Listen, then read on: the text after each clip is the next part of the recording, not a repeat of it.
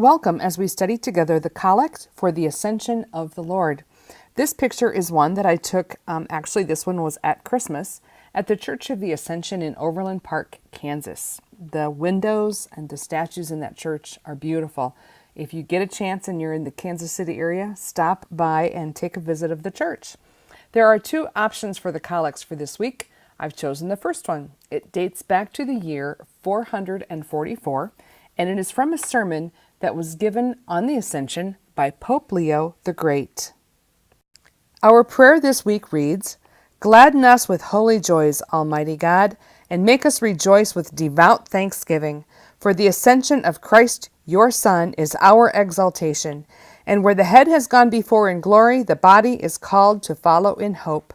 Through our Lord Jesus Christ, your Son, who lives and reigns with you, in the unity of the Holy Spirit, one God, forever and ever." The first part of our do this week, we ask God to gladden us with holy joys, make us rejoice with devout thanksgiving, for the ascension of Christ your Son is our exaltation. Have you ever wondered how Christ's ascension is our exaltation?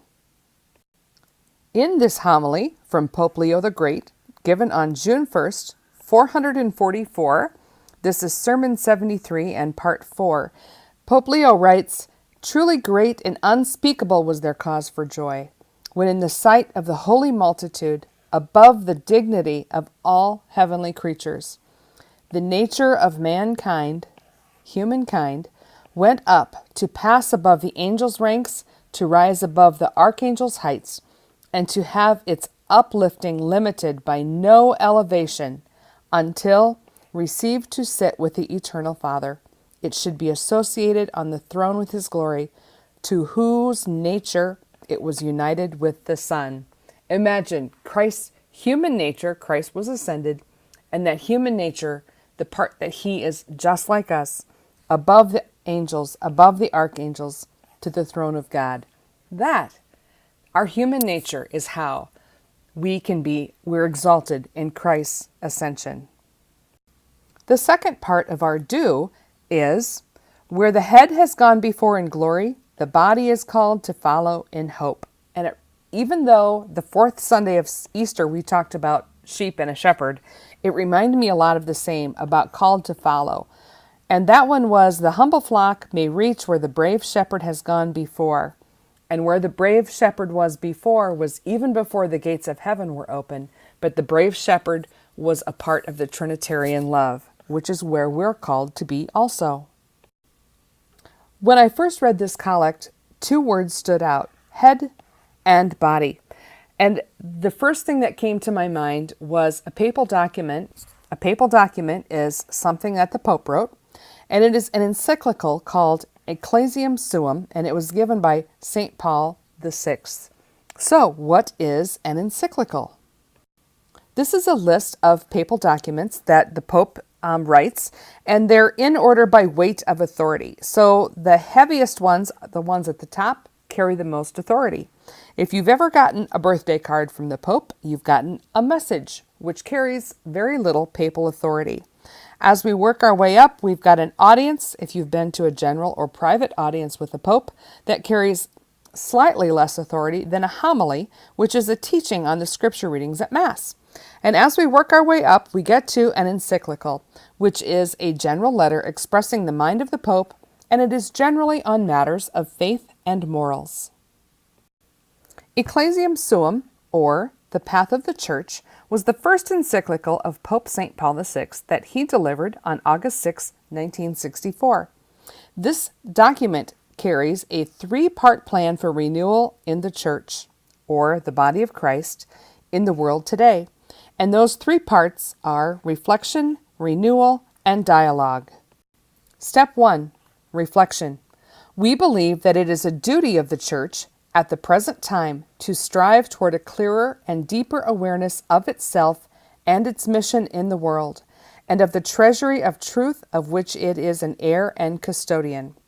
The first part of renewal in the Church is to contemplate who we are in the mind of Christ. Take a step back in a contemplative mode to meditate, to gaze on Christ, and come to know who we are in the mind of Christ. Who is the church? And who are we, you and me individually?